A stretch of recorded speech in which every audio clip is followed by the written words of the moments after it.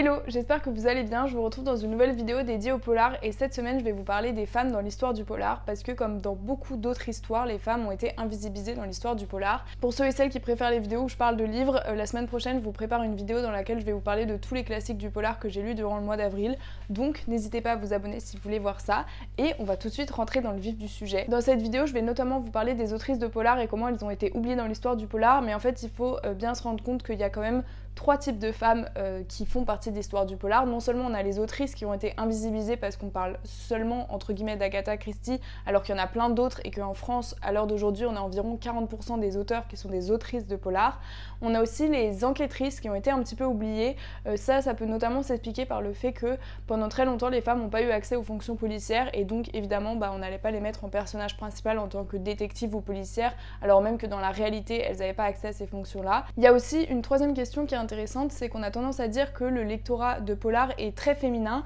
et en fait quand on regarde les études, certes il y a environ 60 à 80% des lecteurs qui sont des lectrices de polar, mais déjà on retrouve à peu près la même proportion dans d'autres types de littérature, par exemple la littérature contemporaine, et aussi il y a le fait que en fait les femmes lisent plus que les hommes, statistiquement c'est prouvé, et donc forcément si les femmes lisent plus, il y a forcément plus de femmes qui vont lire de polar. Donc à propos du lectorat qui est souvent réputé très féminin, je pense que ça peut être relativisé. Après, il faut savoir qu'en marketing, le persona type du polar, c'est vraiment une femme de 47 ans. Donc on a quand même dans la conscience collective cette notion que le lectorat polar serait très féminin, et pourtant on parle pas de ces autrices, donc c'est ce qu'on va faire aujourd'hui. Avant de rentrer dans le vif du sujet, je voulais juste vous dire que j'ai rencontré un premier frein en faisant cette vidéo, c'est de me rendre compte qu'il y avait pas beaucoup d'écrits sur le sujet, et que certains des écrits sur le sujet étaient encore une fois écrits par des hommes. Il y a deux écrits fondateurs qui ont été faits aux États-Unis, celui de Maureen Ready qui s'appelle Sisters in Crimes, et on a aussi celui de Kathleen Gregory Klein qui s'appelle Women's Time 3, je sais plus, et qui lui justement parle du triangle entre lectrice, enquêtrice et autrice. Donc ça c'est les écrits fondateurs aux États-Unis. En France, il y a des études assez intéressantes qui ont été écrites notamment par Nicole Descurés, et après on a très peu de textes parce que j'ai trouvé deux essais sur le sujet, un essai de Elisabeth Legros-Chapuis et un essai de Caroline Granier, mais c'est des livres qui ont été édités par des petites maisons et qui du coup sont moins accessibles et que j'ai pas forcément trouvé en e-book. Les essais qui semblent le plus connus en France, c'est des essais qui ont été écrits par des hommes et qui vont venir parler de l'histoire du polar. Voilà, je trouvais ça fou, donc je me suis dit que j'allais quand même vous le souligner au début de cette vidéo, et on va rentrer dans le vif du sujet. Depuis les années 90, en France, on célèbre l'arrivée des femmes dans le polar, sauf qu'en fait, les femmes, elles sont pas arrivées dans le polar en 1990, elles existent depuis bien longtemps, on les a juste invisibilisées, et donc je vais vous retracer rapidement l'histoire du polar et la place qu'ont pris les femmes dans le polar pour comprendre pourquoi elles ont été invisibilisées. Peu de gens le savent, mais le premier roman policier, il a été écrit par une femme qui s'appelle Anna Katharine Green et qui a été publié en 1878. Il a été vendu à 1 million d'exemplaires et pourtant on l'a totalement oublié,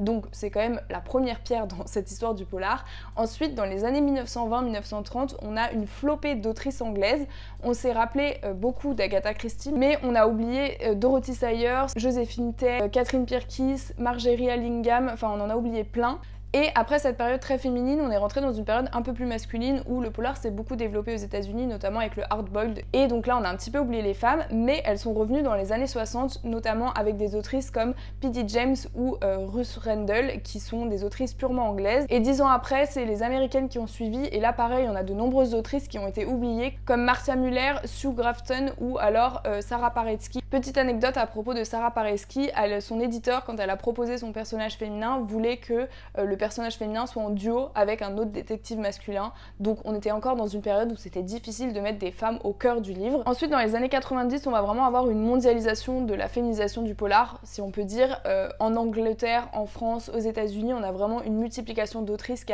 apparaît. Par exemple, au Royaume-Uni, on a Frances Field ou on a Val McDermid, on en a plein d'autres, mais c'est celles qui sont un petit peu emblématiques, si je puis dire. Et ensuite, aux États-Unis, on a Elizabeth George, on a Patricia Cornwell, on a Donna Leon. Et ensuite, en France, il y en a peut-être que vous connaissez, il y a Fred Vargas, Karine Jebel, Christelle Duchamp, Céline Dangean, Cécile Cabanach, Agathe Portail, Marlène Charine et Cécile de Rohany. Et quand je dis qu'il y a une mondialisation de la féminisation dans ces années-là, c'est qu'il y a vraiment des chiffres qui montrent qu'on a vraiment une augmentation de la production féminine à cette époque-là. Entre 1878 et 1969, on a seulement 960 livres qui ont été écrits par des femmes. Entre 1970 et 1889, on a 1070 livres qui sont écrits par des femmes. Et de 1990 à la fin du siècle, on a 2400 livres qui ont été écrits par des femmes. Donc on voit vraiment que c'est la période où on a une prolifération. Si on se penche plus en détail sur les dates sur lesquelles on a vraiment des figures emblématiques féminines, on va se rendre compte qu'en fait, le polar évolue en même temps que la société et donc que les évolutions de la société vont de pair avec celles de la féminisation du polar. Par exemple, dans les années 20, pourquoi on a beaucoup d'autrices anglaises? Tout simplement parce qu'il y a une révolution qui s'est amorcée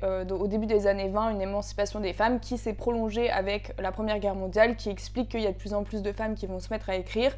Ensuite, par la suite, on va avoir les femmes qui vont accéder petit à petit aux fonctions policières et donc qui vont prendre de plus en plus de place à l'intérieur des livres et également en tant qu'écrivaine. Il faut savoir qu'en France, la police municipale parisienne, elle recrute ses premiers agents féminines en 1935 et le concours de police d'officier adjoint il est ouvert aux femmes seulement en 1938 et d'ailleurs on a des chiffres en 2007 qui nous prouvent que même si ces fonctions-là se sont ouvertes aux femmes, il y a quand même très peu de femmes dans le milieu puisqu'en 2007 on avait seulement 16% de femmes policières et donc quand on parle de femmes policières on parle de femmes qui sont titulaires dans la police active donc c'est quand même très peu. Donc comme on le voit de plus en plus les femmes accèdent aux fonctions policières et donc elles vont écrire de plus en plus de polars, elles vont se mettre au centre du polar et on va évidemment avoir dans les années 60-70 toutes les revendications féminisme et toutes les revendications d'émancipation qui vont faire que, encore une fois, on va avoir de plus en plus de femmes qui vont se mettre à écrire et qui vont se mettre au centre du livre. Le roman policier, c'est un roman qui s'est créé avec un modèle très masculin, avec des valeurs traditionnelles autour de l'homme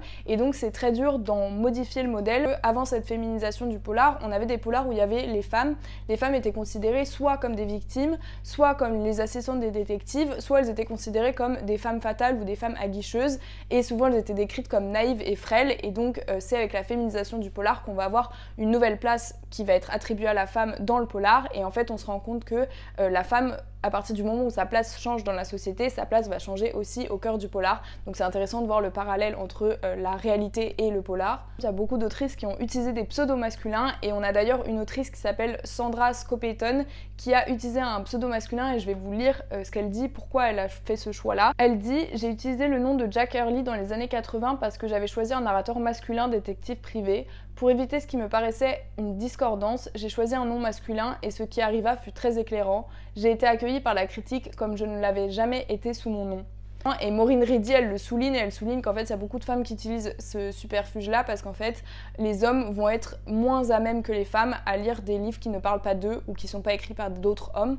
Et ça par contre on peut voir que ça a changé parce que dans la dernière étude de Babelio justement on a demandé aux personnes qui étaient interrogées si ils faisaient attention au genre de la personne qui écrit le polar et ils disaient que pas spécialement et on leur a demandé si vous deviez faire attention au genre, quel genre choisiriez-vous? Et on se rend compte que beaucoup choisissent soit la parité, soit leur propre genre, donc les femmes vont plus se tourner vers des romans de femmes et les hommes vont plus se tourner vers des romans écrits par des hommes. Ensuite, on peut aussi voir que certains textes sont complètement antiféministes. Par exemple, c'est le cas de Ruth Rendell qui a écrit des pages parfois très misogynes ou antiféministes. Et on a aussi des modèles qui sont pas forcément très réalistes parce que le modèle typique du polar, c'est un détective qui est solitaire, qui vit seul. Et donc c'est vrai que quand on a un personnage de femme qui vit seul, c'est pas du tout le même type de représentation que si on avait une femme mariée avec des enfants et on n'a pas du tout les mêmes enjeux. Il y a une autrice qui s'appelle Nancy Picard qui, elle, a réussi à mettre dans le polar un personnage de femme qui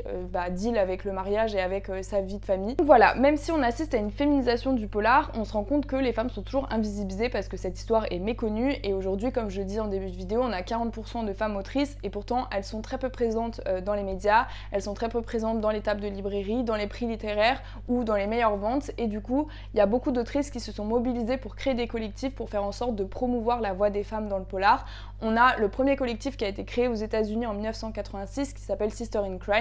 qui a été créé par Sarah Pareski et qui justement vise à essayer de promouvoir la voix de ces femmes. Et plus récemment en France, il y a le collectif Louvre du Polar qui a été créé par certaines des autrices dont je vous ai parlé précédemment,